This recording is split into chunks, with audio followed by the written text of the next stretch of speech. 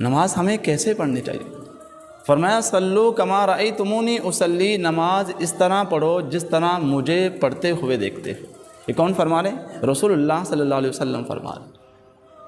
نماز حضور علیہ الصلوۃ والسلام کی آنکھوں کی ٹھنڈک ہے، نماز کے اندر بے شمار نورانیت ہے۔ نماز پڑھنے سے میں کتنے گناہوں سے دور ہو جاؤں گا، یہ اس وقت پتہ چلتا ہے جب میں نماز کے اندر نماز کی تاثیر کو سمجھ کر نماز کو ادا کروں۔ میری نماز کس انداز کی ہو؟ نماز اس انداز کی ہو کہ میں نماز پڑھ رہا ہوں، میں اللہ کو دیکھ رہا ہوں۔ اگر میری آنکھوں کے اندر وہ کیفیت، وہ نورانیت نہیں ہے، تو پھر یہ تو ہے کہ اللہ مجھے دیکھ رہے ہیں۔ میں قیام کروں اس انداز کا، میں رکوع کروں اس انداز سے، میں سجدہ کروں اس انداز سے کہ اللہ ہر وقت ہر رکن میں مجھے دیکھ رہے ہیں۔ تو نماز کو، نماز کی اہمیت سمجھ کر ہمیں ادا کرنے چاہیے۔ آج ہوتا یہ ہے کہ نماز کو دل نہیں کرتا۔ نہیں بھائی، ایسا نہیں ہے۔ ہم اس انداز سے نماز پڑھتے ہی نہیں ہیں۔ اگر ہم اس انداز سے نماز پڑھیں، یقیناً مجھے نماز چھوڑے ہی نہیں۔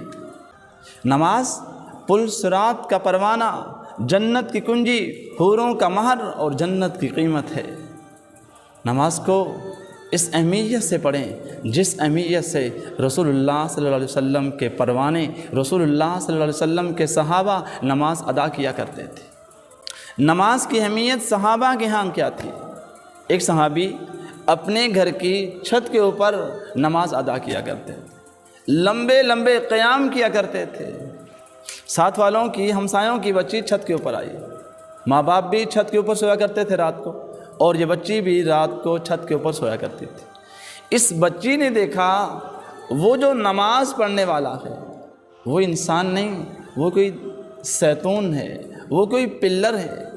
چند دن کے بعد وہ صحابی اللہ کو پیارے ہو جاتے ہیں۔ تو یہ بچی کہتی ہے، اماں جو یہاں پلر تھا وہ کہاں پہ؟ اماں جو یہاں پہ ستون کھڑا ہوا تھا، یہاں پر جو لکڑی تھی وہ کہاں پہ چلی گئی؟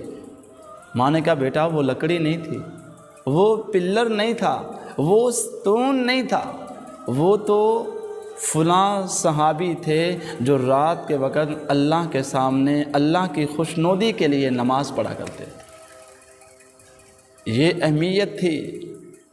بچے نماز کو پڑھتے ہوئے دیکھتے تو کیا کیفیت بیان کر رہے ہیں، اپنے والدین سے کس انداز سے کہہ رہے ہیں۔